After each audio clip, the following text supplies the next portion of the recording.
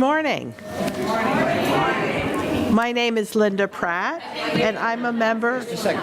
Oh, no? That one's not working. It's not working? Is the pulpit mic working? Yes. Put your face close. Okay. How's this? Okay. Well, again, welcome. Good morning. My name is Linda Pratt, and I'm a member of the Board of Trustees. Welcome to our service. Unitarian Universalism encourages an open-ended search for meaning in life and a commitment to asking our values to shape our actions. We are a pluralistic religion which draws wisdom from many sources. We welcome all people into our beloved community of whatever age, race, class, ethnicity, physical ability, sexual orientation, gender identity, or religious background. We welcome especially those worshiping with us for the first time today. Guests are welcome to participate in any activities in our community. Welcome team members are wearing green name badges and are ready to answer any questions you may have if you are a visitor or new to this congregation. Pastoral care team members are wearing yellow name badges and are able to talk with you if you have life transitions or need assistance. We invite everyone to join us downstairs after service for coffee and snacks so that we can get to know each other better. Thank you for being with us today.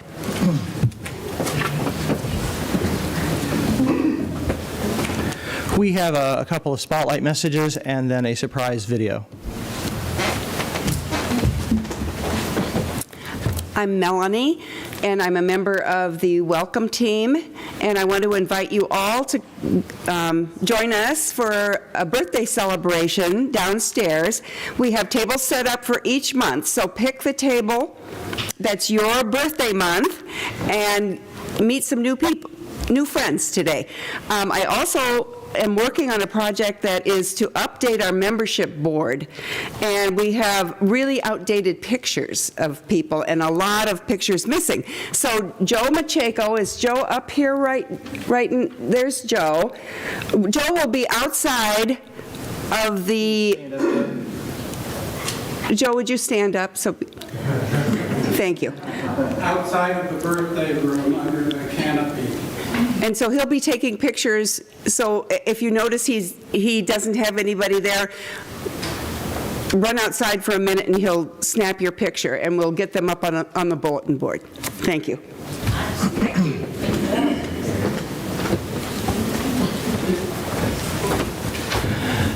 So as some of you may be aware, this is my next to the last Sunday with you after 2 years.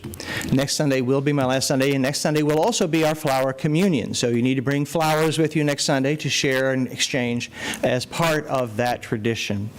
Now, you also do have a new minister coming to join you. The congregation, the board has signed a contract with Reverend Sabrina Trupia, and they are going to introduce themselves to you now.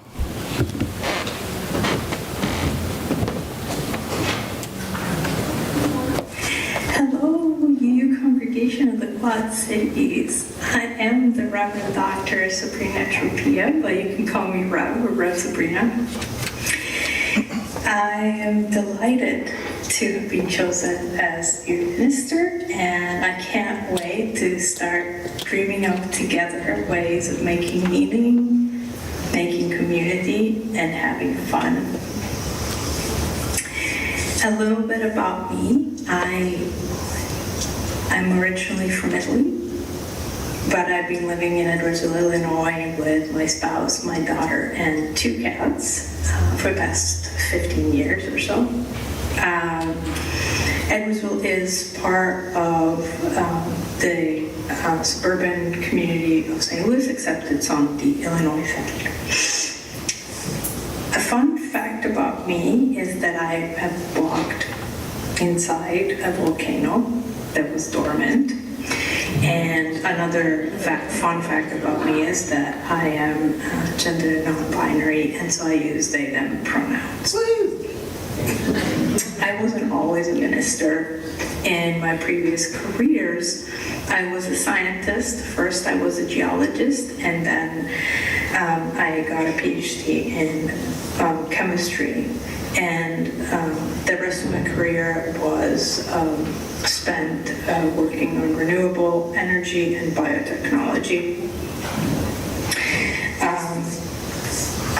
I said I wasn't always a minister. That's not really true. I didn't know I was a minister, so for most of my career, in fact, for most of my life, I behaved minister-like without even realizing it. This is something that I connected with when I was in seminary and allowed me to understand how I minister as somebody that understands the world of science and the world of faith and spirituality.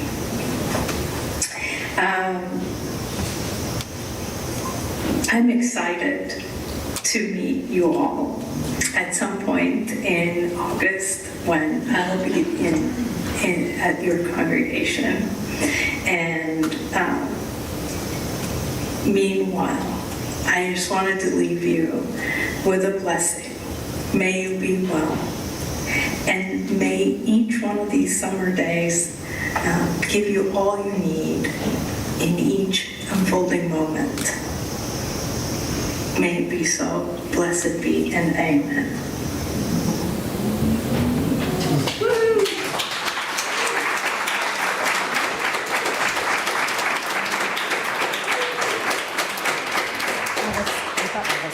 Quick spotlight. I don't know where but I don't see.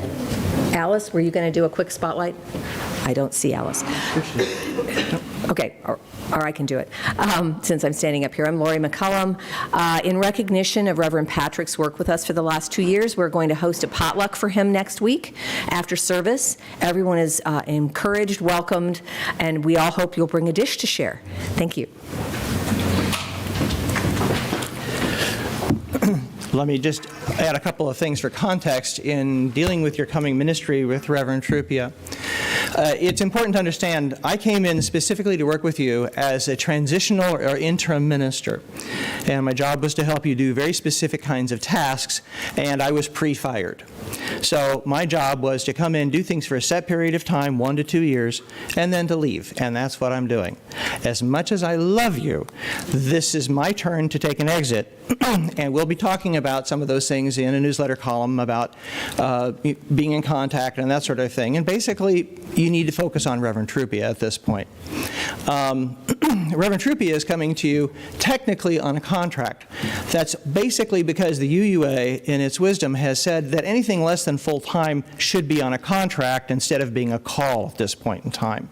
Now, it doesn't preclude you from doing a call at some point in the future. That's up to you as a congregation. But Reverend Trupia is not coming to you as a transitional minister or as an interim minister. They are coming to you as your minister. It just happens to be on a contract basis, and that's the technical aspect of it. So I want you to be aware of this. This is not another transitional ministry. Now, I do want to clarify, you still have ministerial transitions to do. You're still dealing with the issues of things that were still a part of your ministry when Jay Wolin was here, and consequences from that, and those are going to continue for years, and this is normal in all congregations. The thing's just going to keep going. And the board has a very full plate going forward in taking care of its work and working with Reverend Trupia and others. So there are all sorts of things before you, but I just wanted to clarify the difference between the ministry we did together and are finishing up and the ministry that you look forward to with Reverend Trupia. Again, they are coming in to work with you as your minister. I think they would love to have a long-term relationship with you, and so keep that in mind, and I would like you to always keep in mind it's a good idea to always try and start the way you want to continue in a relationship if possible. And that's just a nice little piece of advice to go with it. So if you have other questions, you have members of your board and your search team who could be useful to you. Would those people stand up? Would the members of the board and the search team stand up so people can see who the current... Thank you. So if you have questions, feel free to talk to them, and they can answer those questions. So The other thing is we are also now in search for a director of religious education.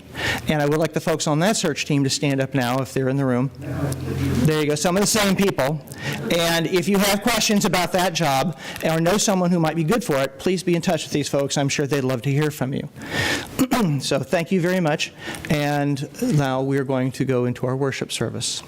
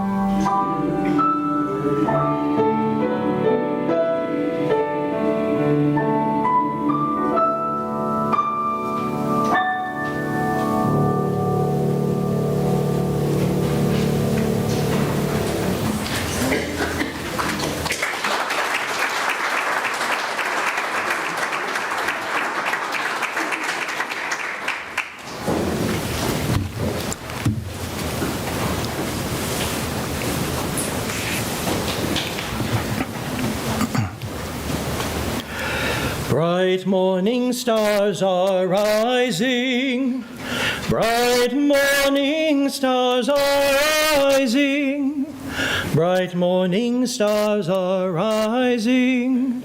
Day is a-breaking in my soul, in my soul. We come together with our tired minds and bodies, with our confusion and questions, our uncertainties and our fears. We come together with our hopes, with our pasts and our ideas, our passions and our faith. We come together, bringing all who we are, trusting in gathering we will be renewed, and that together we can create the world that we long for. I invite you now to say the words in our unison chalice lighting that are on the screen and in your order of service. Together we say, whether you are from the south, the east, the north, or the west, whether you were born into this faith, found it, or it found you, whether you feel at home, or are still trying to find your place, whether you believe in God, are open to mysteries, or still have no idea, whether you are unemployed, underemployed, cobbling things together, overworking, or in school, whether you're holding anxiety, grief, confusion, anger, hope, restlessness, or deep peace, Unitarian Universalism has a place for you. It is right here, and this chalice is lit for you. I invite you now to please rise as you're willing and able and join us in our opening hymn, number 1000 in our teal hymnals and on the screen, Morning Has Come.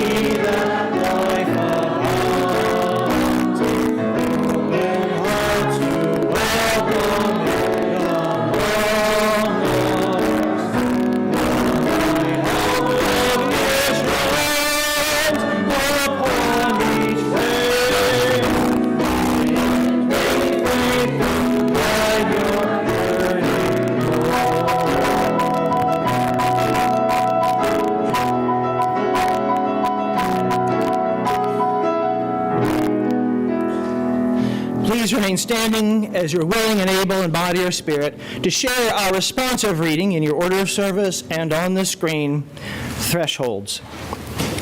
We begin. Thresholds, we come, we cross them every day. From room to room, from outside to inside, and back again, from here to there. From anywhere to everywhere, from age to age. Each threshold offers an opportunity for change, for renewal, for transformation. From what we were and what we are to what we can be. In this hour and in this place, we cross the threshold from our day-to-day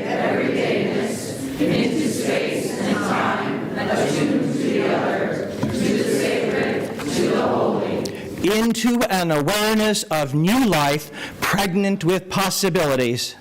How will we be renewed in this moment? How will we be changed by this hour? How will we be transformed through this gathering of beloved community? Come, belonging, thirsty souls. Come, let us worship together. Let religion be. Oh. Okay. So, now is that moment in our service when we greet the holy that is present in our midst, especially those we do not know.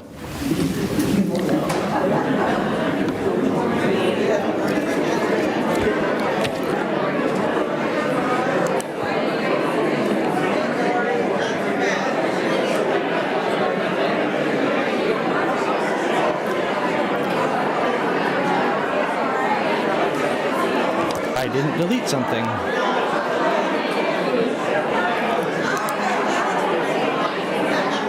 forgot to delete something from my show.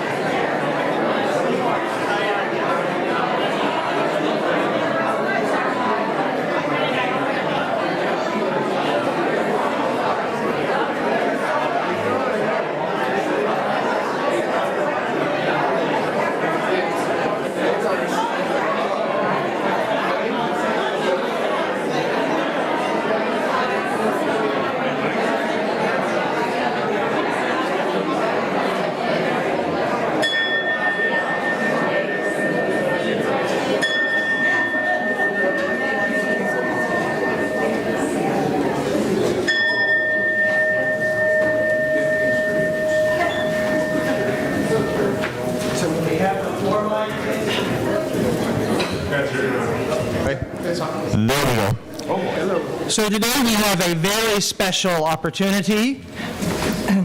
Ezra Pickrell is going to be receiving a scouting award. His father, who's also his scoutmaster, is going to be introducing us to what is going on. Good morning.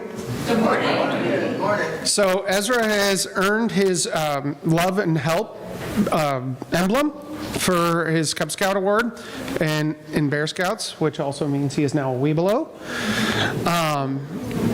It was completed in our book, Unitarian Universalist Association book of Love and Help. The religious emblem is a special award that you earn for learning about God. Many major faith groups have emblems that Scouts can earn, and he has earned his. And I'll just read the intro here because I didn't really prepare much. But this workbook that he's gone through has several activities and stuff that they do to help the church, help people in it, do pictures and stuff. This workbook is for 7 to 11-year-old children who want to investigate what it means to be Unitarian Universalist. It is especially suitable for you if you are seeking the Unitarian Universalist religious emblem as part of your participation in Cub Scouts or Weebelows. Ezra, would you like to say anything about it or recite the Cub Scout law or anything? I'll recite the Cub Scout. Can you come up to the mic?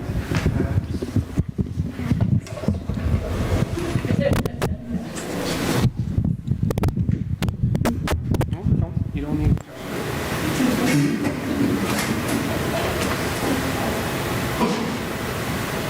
On my honor, I will do my best to do my duty to guide my country and to obey the Scout law. To help other people at all times, to keep myself physically strong, mentally awake, and morally straight. A Scout is trustworthy, loyal, helpful, friendly, courteous, kind, obedient, cheerful, thrifty, brave, clean, and reverent. And what's the motto? Do your best. There you go. And with that, I'd like to give Ken his religious emblem because He is our director, and he has helped him accomplish some of these tasks as well. So it is a bit of an odd pen. There you go. Yeah, get the guy with no manual dexterity.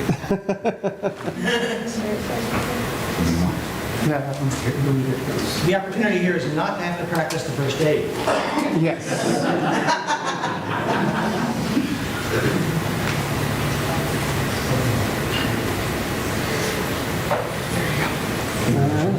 Congratulations.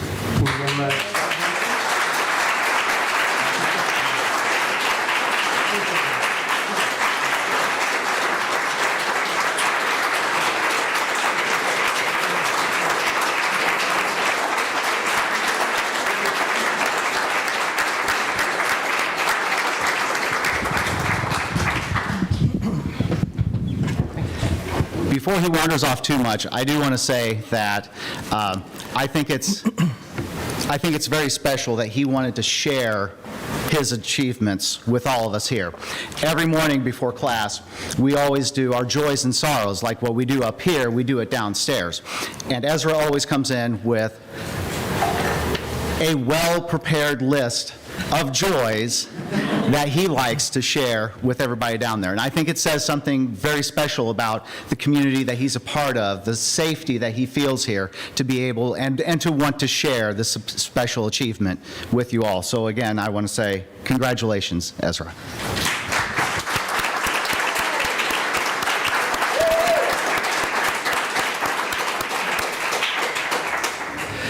Now, what we're going to be doing is, some of you remember we had a fundraiser earlier this year that Gates and others led, where we chose a hymn that we said, or a song that we said goodbye to for at least a year, and that song was Our Children Sung Benediction, Go Now in Peace.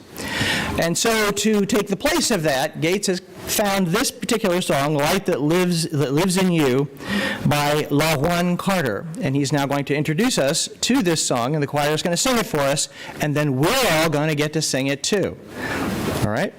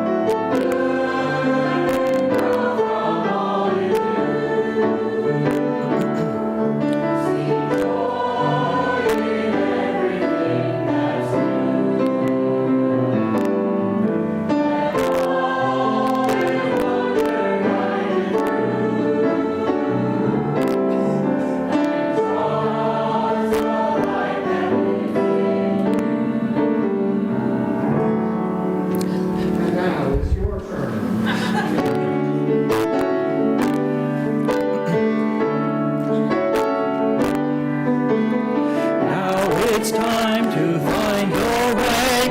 Here is where you start. May love and peace illuminate a path to lead your heart. Learn and grow from all you do. Seek joy in everything that's new.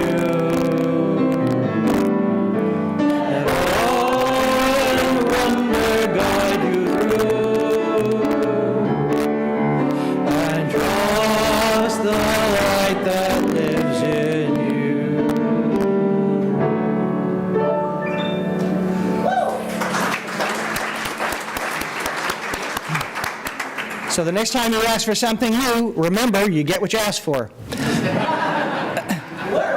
Right. This will take some singing and repetition for it to become as reflexive as the previous song, because you've been singing that song for decades, I believe. So give this a shot, and I think it'll be a wonderful change and a nice thing to do. Your theme for this summer, by the way, is beginnings, so it's an opportunity. And now we have an opportunity to do some recognizing of people who've been very, very important to our religious education program in the past year, and probably before that as well. So I'd like to invite Ken Johnson forward. Is Julie Swanson around also, or is she not? Okay? And also, Ken's going to then introduce some of our volunteers and other folks. So like any good, whoa, there we go. So like any good recognition, I'm going to apologize right now. It's been a hectic 2 years, and if you have volunteered and I don't recognize you, it is not because I don't appreciate your efforts. It's not because I don't appreciate what you did. It's because I am old and I don't write things down, and if I don't write it down, I don't remember it. So I'm going to apologize. But first, I want to recognize our staff that we have here, specifically our nursery staff that we have. They are currently downstairs working right now. They are the ones that whenever you have your meetings, your board meetings, your connection circles, and you call up Julie Swanson, you say, hey, Julie, I need childcare for this time this day. Julie sends out the call to her staff members and says, hey, who can work it? Who can be there? Who can help out the church at this point? And Julie has done an amazing job of coordinating all of the events that go on in the church. She's done an amazing job of coordinating the staff for the Sundays, and she has, I'm allowed to say that, right? Yeah, I'm allowed to say it, because she has tendered her resignation, and she has decided to take a full-time position that's going to be a lot more work, and wants to devote as much time as she can to her new position before she picks up any extra stuff. So I really want to say thank you to Julie, even though she's not here. I still want to say thank you to Julie for all the hard work that she's done, for all the Sundays that she's come in, for all the events that she's had to cover, and she has been an amazing help. She's been an amazing staff person here, and I greatly appreciate her work. And I also want to recognize Sarah Martin, who is currently downstairs in the nursery, and Emily Wood, who is our third nursery staff. We have flowers for them, but they're all down there. I also want to acknowledge some of our adult volunteers who have helped out. These are the people who have said, hey, I'm here, what can I do? What can I do to help? What can I take over a class? I've got this great idea for this lesson. Can I present it? Can I do this? I really want to take an interest in the kids. And they have been a tremendous help in the classroom and doing things. And if I could get Ezra and Zoe, and I saw Stella up here too. Yeah, if I could get you guys to come down here real quick. We're gonna pass some stuff out. These are ours, huh? Those aren't the ones, Dan. Those are not the ones. These are the ones. The boss. Oh, the vase. Oh. There we go. So, here. Hey, come here. Come here. When they stand up, we're going to hand them the flower, okay? You heard that? There's going to be people standing up. When they stand up, we're going to hand them the flower, okay? Awesome. Tiffany Doris Kohlenblock, she's been helpful. Gail Springer, if you could stand when your name is called so you can be recognized. Marcy Doyle, if you could stand. Go. When you're standing, go get more flour. Lucy Sawyer, who I don't think is here. Brian Tufty. Hannah Harrington. Darcy Anderson. Ann Lynn DeVerde, who I don't think is here. Erica Pickrell. Allison Foley has helped out, and as I'm looking around, I'm trying to make sure that I'm not going over anybody. I think, Ann, you've helped out, haven't you? You don't know? Go ahead and stand up. It's fine. Flowers for... Yeah. It counts today, yes. I wanted to say a great big thank you. Who? Miriam. Miriam's helped out. I've got her down here under, like, other business stuff. Miriam's helped out. Well, the thing is, they help out when I'm not here. So I usually put out the call. I'm like, hey, something's come up. I need somebody to, like, help me out. And Miriam and Gail and Brian always say, we got this. Don't worry. We'll figure it out. And I don't worry about it because I know that it's in good hands with these people, because these people are great volunteers. These people care about the church, they care about religious education, and they care about making sure that our children grow up in a very caring, strong community. And I want to say thank you very much for volunteering. Thank you for being here.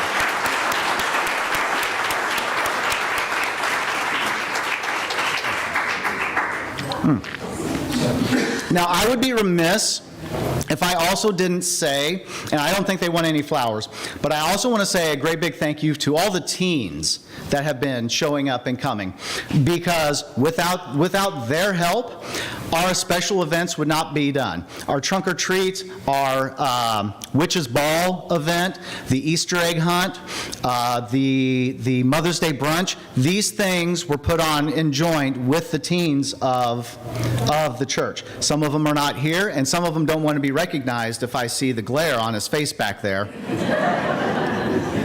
But I also want to give a good round of applause for our teens who have shown up Sunday after Sunday, helping out, making the church thrive.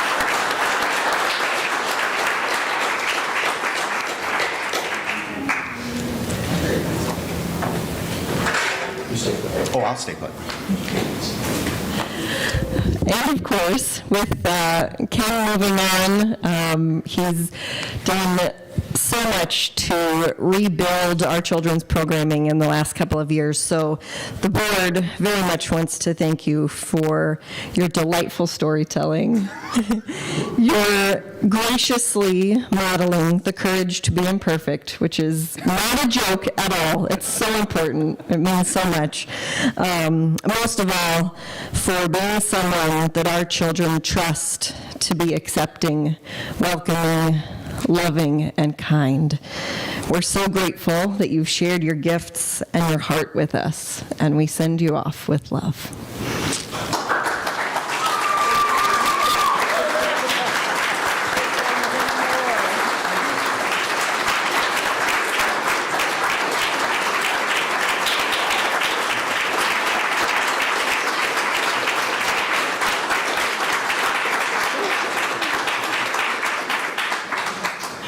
And I want to say thank you to Ken for being a great partner in the transition ministry that I have had to do here with you all.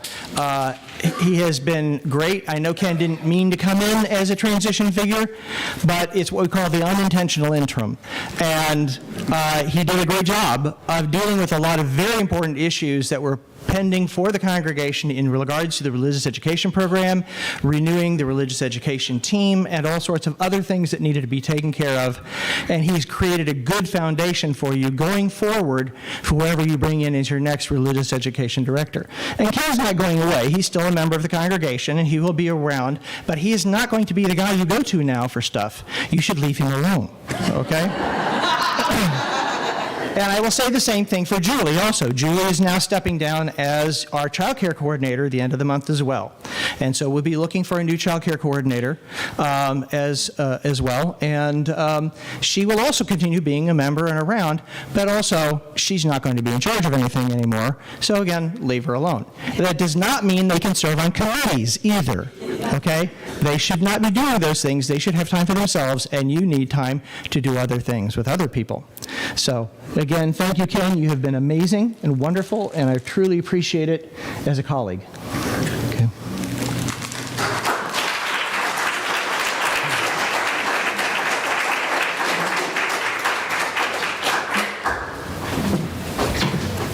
I know that the children will be saying their farewell to Ken at the end of the month, so there'll be more opportunities to say goodbye, so avail yourself of those too.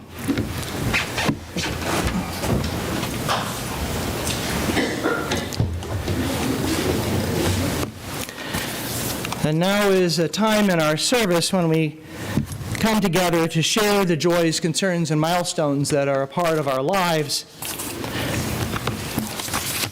In doing so, we often write them in the books here, and other times we simply keep them in our hearts. Other times we share them with people we know, or maybe even the stranger we don't, because that's what's most comfortable and appropriate.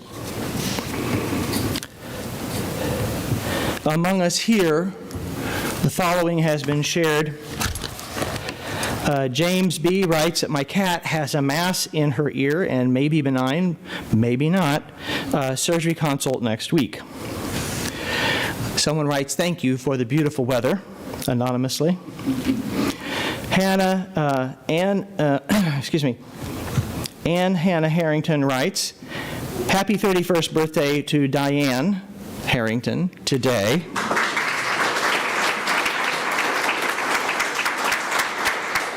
I know some of you have known her whole life and watched her grow up, and you go, 31, how could that be? Look in the mirror, folks.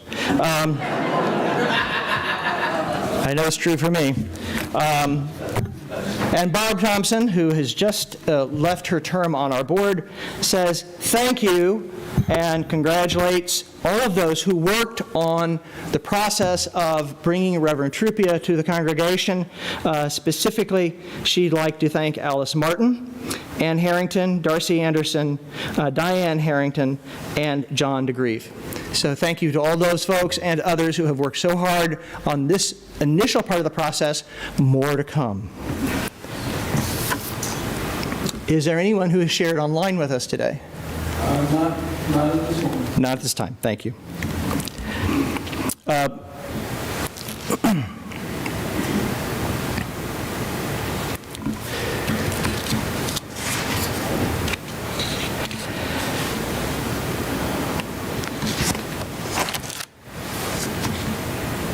Loosen, loosen, baby.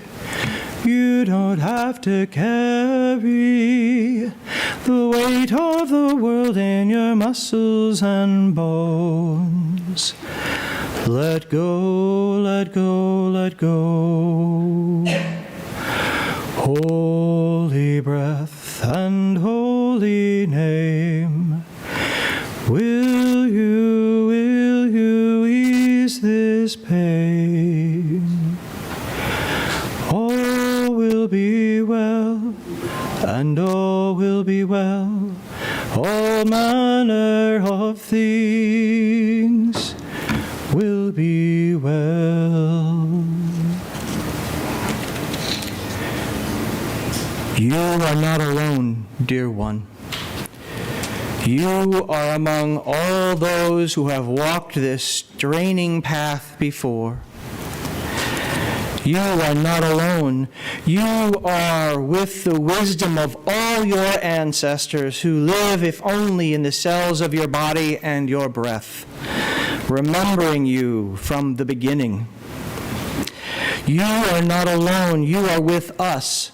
We are right here, smiling and shining upon you like starlight, holding and surrounding you in silence and song, forever renewing our faith in you. You are powerful, precious, holy, and not alone. Amen, and blessed be. During the musical meditation, please feel free to come forward to light candles as you wish. Please now join in a moment in silence and meditation, reflection, or prayer as you will.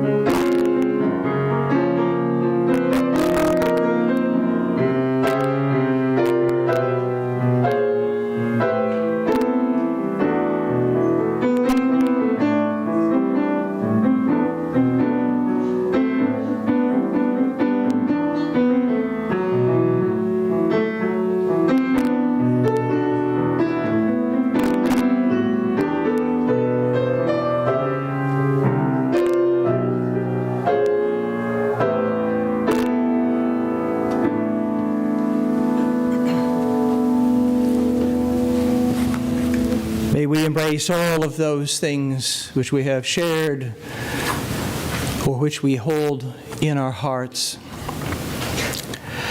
At this time, we're now going to have some reflections on the meaning of religious education by certain people who have had certain experiences with this congregation and that program. We're going to start with Ann Harrington, and then we'll move on to Stella Tufty, and then Marcy Doyle, and then Erica Pickrell. Come on up to the pulpit here. It's a little easier to do up here. Good morning. When Ken asked if I would consider sharing about what this place has meant to my family and what it was like raising my children here, I didn't hesitate to answer. Most of you know me, but for those who don't, let me give you a very brief background. My name is Ann Harrington. I am a second-generation UU. My daughters, Diane and Hannah, are third-generation UUs. My parents became members in 1959, the same year this building was built. My parents were very active, which meant that we spent a lot of time here. It was for that reason and my love of this place that my growing up years were spent in the lower level participating in RE, in what was then a much smaller building. It was also the time when I met other youth who would become my lifelong friends. There were the typical RE classes, trips to other denominations, trick-or-treating for UNICEF, providing warm mittens for the mitten tree, caroling, pageants, summer picnics at the local scout camp, attending a social group of adults and children who met every Friday night doing Triple E's, everything everyone enjoys. These adults were some of my favorite. They were like extra parents, family. Many of my Sundays were spent in the nursery taking care of the babies alongside the adult volunteers. I was married here, and it is where the celebrations of life for my parents and late husband, the girl's father, took place. John, my husband, was a Lutheran, but felt comfortable here. He became a member as well. We attended services at both churches. The girls were christened here in a child dedication ceremony, with the congregation agreeing to walk alongside them in their life journeys. Much to our surprise, it was here that Diane, at about age 3.5, marched up impromptu to play the piano at an RE talent show, and as a result, started taking piano lessons. Soon after, Hannah followed suit. We took them to that same social group, and those adults who were my extra parents became their extra grandparents. During this week's Archives Day downstairs, Diane remembered some of the names and/or faces from that group. She was pretty little when we attended, and Hannah was too little to remember most of them, but they certainly knew her. The girls participated in RE classes, as well as in the Our Whole Lives program, a comprehensive lifespan sexuality education curricula for use in faith communities. There were Halloween and Christmas parties and pageants, and still the mitten tree. There were UU summer camps here on our church grounds, and a couple of church campouts where Hannah took care of babies, much like I did. They participated in a UU bridging ceremony, and Diane participated in a coming-of-age program. They attended and helped at rummage sales. In growing up here, they also made lifelong friends. Sammy McCullum and Brenna and Eliza Ross are three that come to mind. Both girls developed their love of theater here when our then RE director, Dino Hayes, and wife, Tina, directed a small theater production for the congregation and local community. He later resigned his position, and the girls, along with the Ross girls, became the first 4 students at the Center for Living Arts in Rock Island. Sammy McCullum would join them there later. The girls attended and participated in our then district gatherings with other youth. It was after my husband's unexpected death that we took time away to figure out our new normal. The girls graduated high school, went off to college, and I supported them going to and from Cedar Falls. We visited the UU congregation there. It was not a particularly young congregation, but the girls knew there was a somewhat familiar place if they needed it. Although it was my hope that they would choose to be UUs, it was never conveyed as an expectation. It was after Hannah graduated college and upon her suggestion that we came back here. She had experienced church life with her college roommates and decided those religions just didn't feel right. They were old enough to decide for themselves that they wanted to become members. I don't know if they could have told you the 7 principles. At that time, there were only 7. Or if Ari actually taught them what a UU is. But I know that this place and the people around them helped shape them to be the people they are today. I am proud that this congregation shared a part in who they are.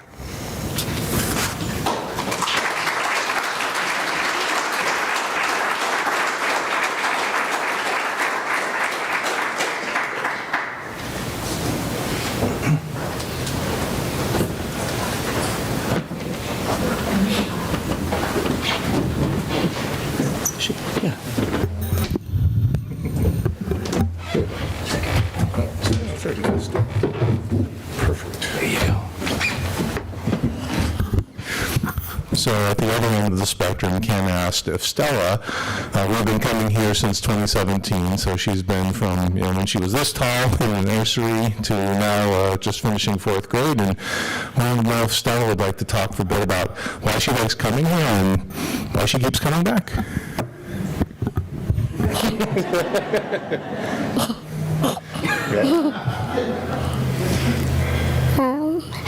I like coming here because church just feels like a family to me, like another big family.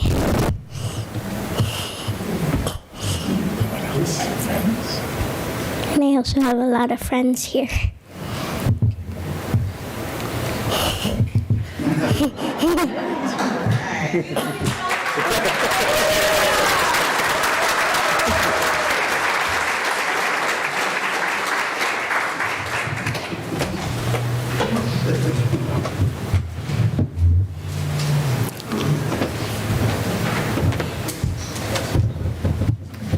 These are lyrics to follow, but here we go. My name is Marcy Daniel, and I've been a member here since around 2003. I always forgot when I signed the book. 5 years ago, my 2 grandchildren came to live with me. Deshaun, who's 12, and Dominic, who is 10, and we've been raising them ever since with so help from my father. He moved to South Carolina this March, and I'm a single grandmother. Bringing these boys with me to our congregation almost every Sunday has been one of the best things for all of us. They have been able to experience a non-judgmental atmosphere where they can express who they truly are. They have made friends, and I believe, based on my experience as a child and now looking back, that they absorb, probably unknowingly, to them the values of you and our congregation. If you ask them, they probably come for friends and food. But would count Ken and before him Aubrey as one of their friends. Other people have a large space in their lives as well, such as Darcy Anderson, Steve Bach, Gal Springer, and Olivia and Ethan Smith. And others. I probably leave people out, but so they're an adult model, which I think is really important, given our family configuration and semi-dysfunction. As for me, it has given me other adults with childhood events and ideas I have in to be treated and accepted as one of them in spite of my stage in life. In addition, I have been Abel, and I had to write this, folks. I usually don't, but I had to today, or I would have messed it up really bad. Able to get to know many more people in our congregation than I did before as I started spending more time downstairs.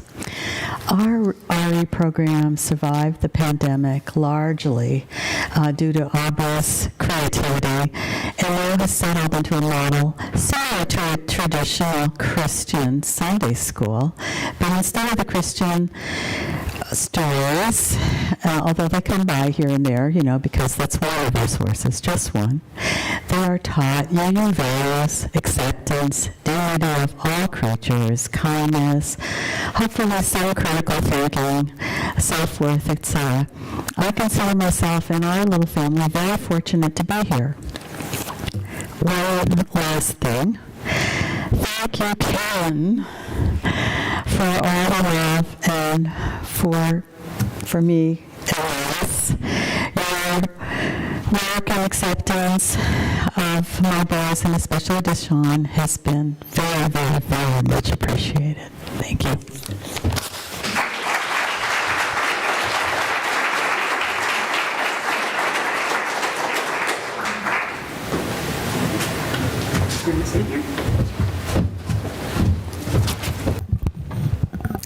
Hello, my name is Erica Pickrell.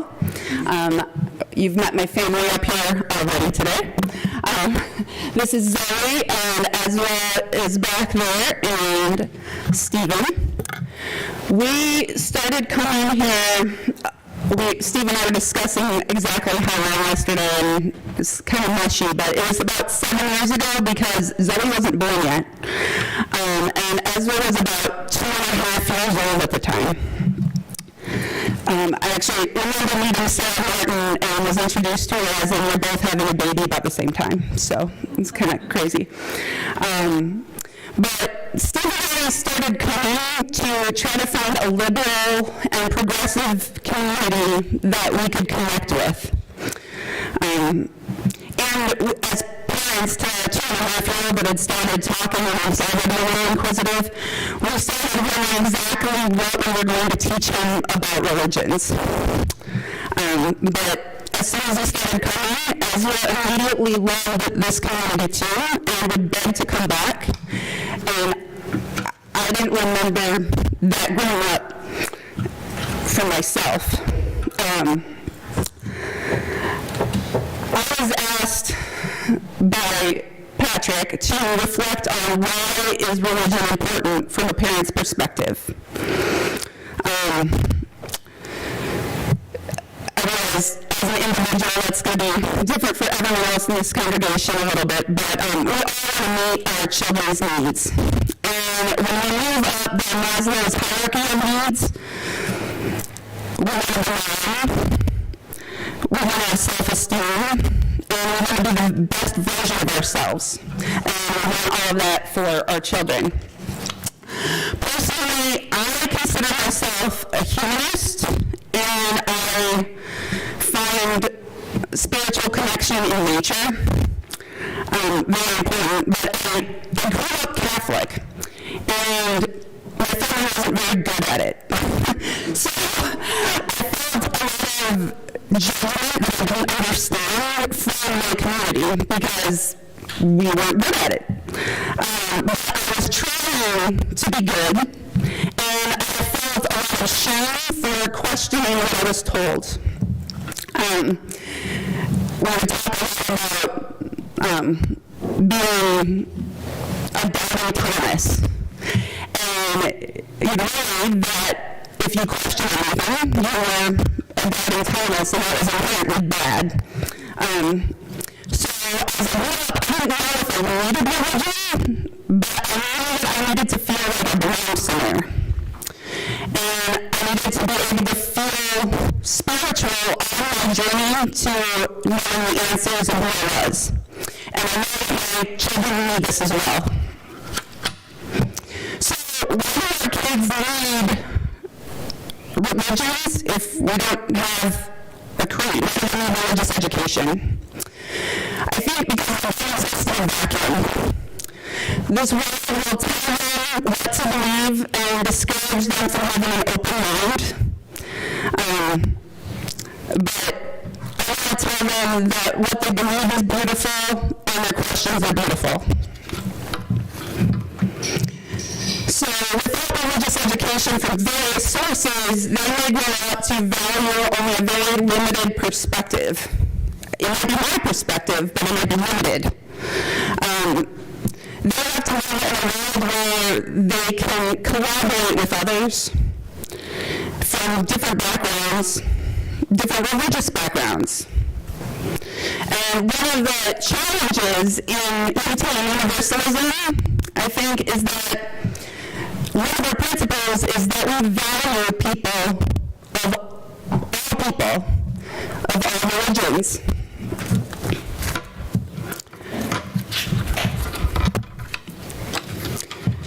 So without religious education from various sources, how do my children find truth beyond what I know? Without lessons about history and Unitarian Universalists' role in them, how will they stand their ground, maintain progress, and avoid letting history repeat itself? So I want my children to know the principles of Unitarian Universalism and have meaningful conversations with peers and adults. The children need to feel connected to this community as much as adults do. So may our community renew as the children become connected and spirited adults, and may the adults learn from the children and renew their childlike wonder. Thank you.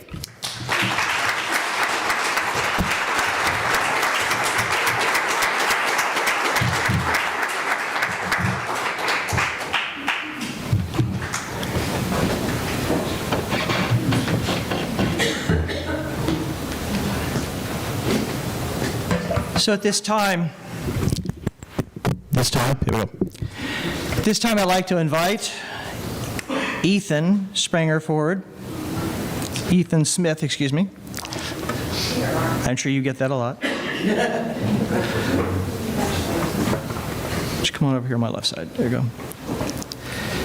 Unitarian Universalism, part of our rites of passage, includes something known as bridging. And traditionally, this has been about when a youth moves from being a high school student to the adult portion of their life, whether that's college or technical school or a job or whatever it is they are choosing to do at the beginning of that portion of being a young adult. And at this time, I would like to also to invite all of the young adults in the congregation, and we define that here through UA through those 35 and under. So anyone who might define themselves in that category is invited up. And then also all of the teenagers in the congregation who might wish to come up and join Ethan up here as well.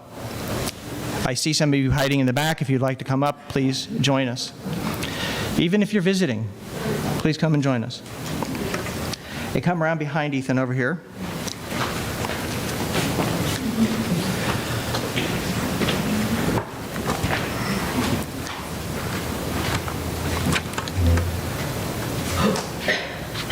Hello. So, come on close. Come close. Okay. Semi-circle. Okay. So, I'm going to invite you to place your hand gently on Ethan in an appropriate way. Okay?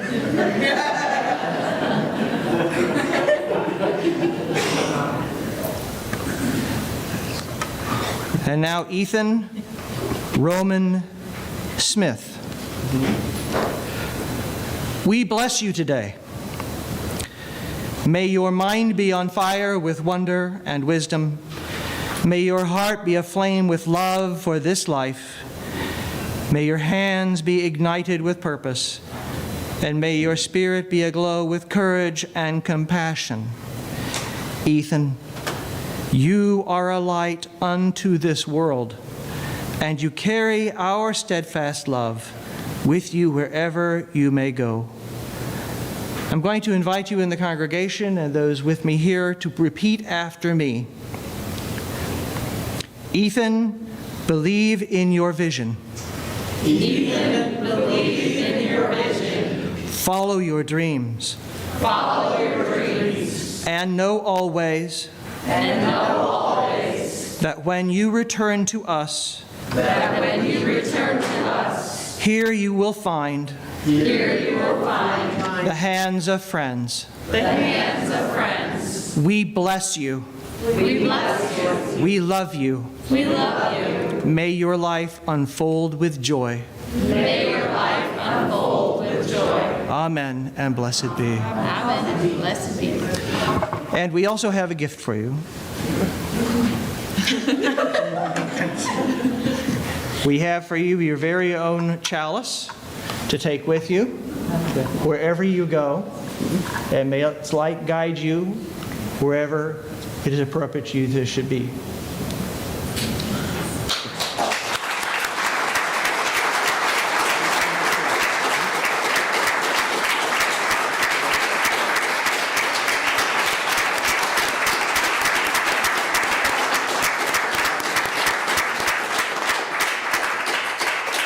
I'm sure people would like to talk to Ethan about what his plans in life are, and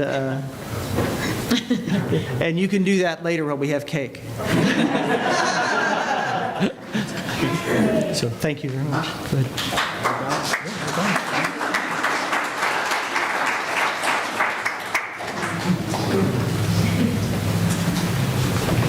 So now we have to do the part that is required because we're going to take the offertory.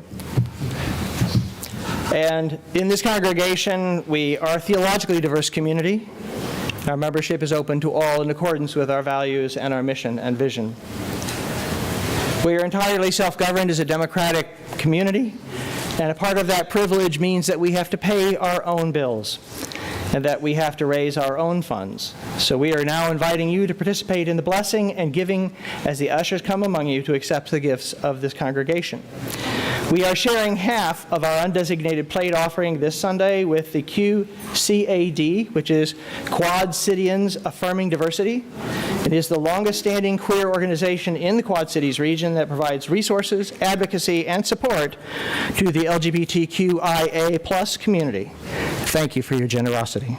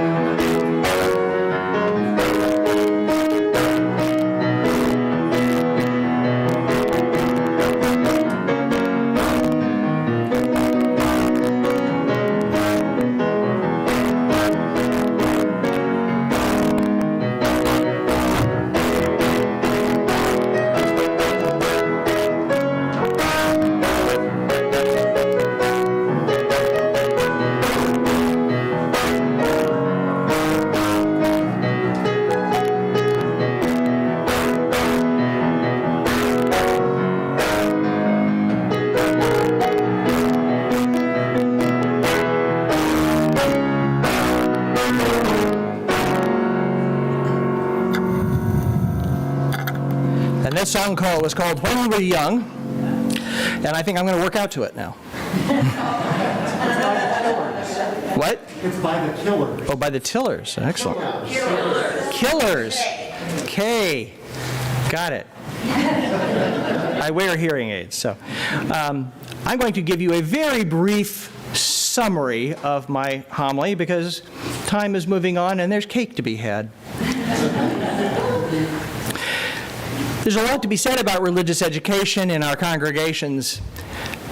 Children learn values from their parents. I was reflecting on this morning and realizing part of the reason I'm a Universalist in my theology is that my parents never really talked about hell much. And when it did come up, they kind of like, yeah, really? Even though we were a every Sunday family in a Trinitarian congregation where that was apparently talked about, but I don't remember it much. And so it was not a priority in my family.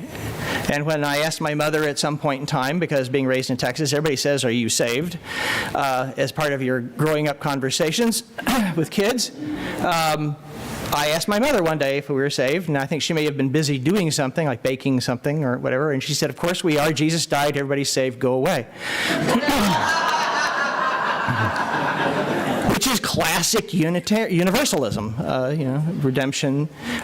So that was never a question or a problem in my mind, and so those were never issues I had to ponder or worry about too much. And so children learn their values from their parents. In my previous congregations, there were Sundays where I would, when I was not in the pulpit, I would sometimes visit the religious education classes. One time during a class, there was a discussion on God. And I overheard a little girl, about 6, say, "God lives in the bathroom at my house." And the teacher and I were both, we exchanged curious expressions, let's say. And the teacher asked the little girl, "Well, how do you know that?" And without pausing, the little girl looked at us in a disappointed way and said, rather matter-of-factly, "Because every morning my dad stands outside the bathroom door and shouts, 'My God, are you still in there?'"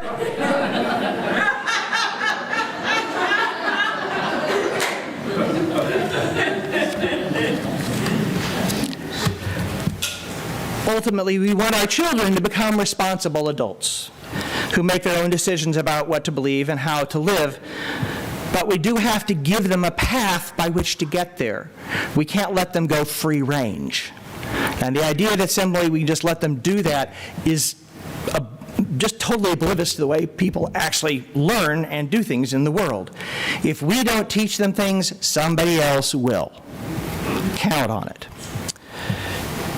They will learn the big questions, and they have many answers, and that it is their duty to search responsibly for their own answers ultimately. But we also give children a foundation on which to build their own values.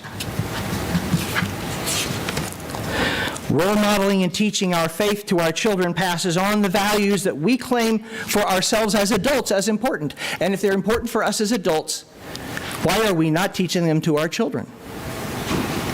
I think we're afraid to share those values in some ways.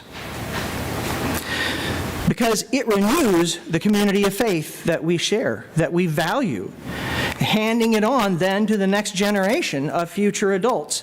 The things we know are important.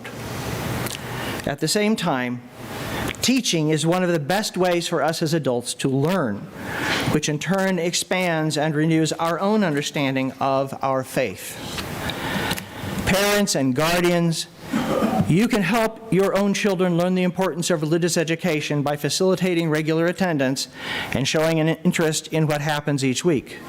And for the rest of us, you volunteering your own time or your talent and treasure to the religious education program and to the congregation is an expression of your faith in this community and its future, renewing it for those who will need it, and I mean it very soon. People will be needing it in the days and months and years to come.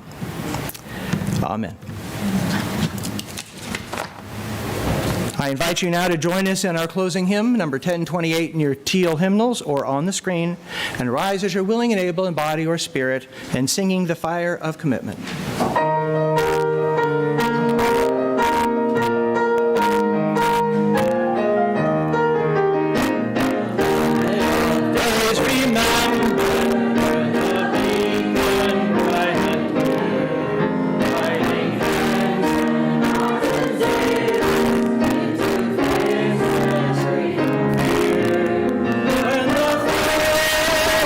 Commitment sets our mind so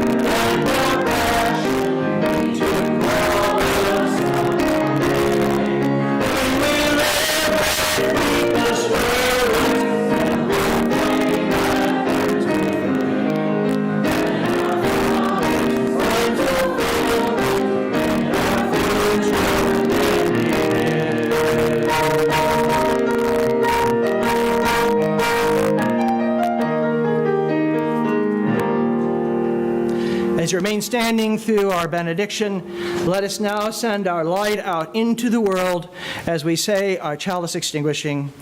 We extinguish this flame, but not light of truth, the warmth of community, or the fire of commitment.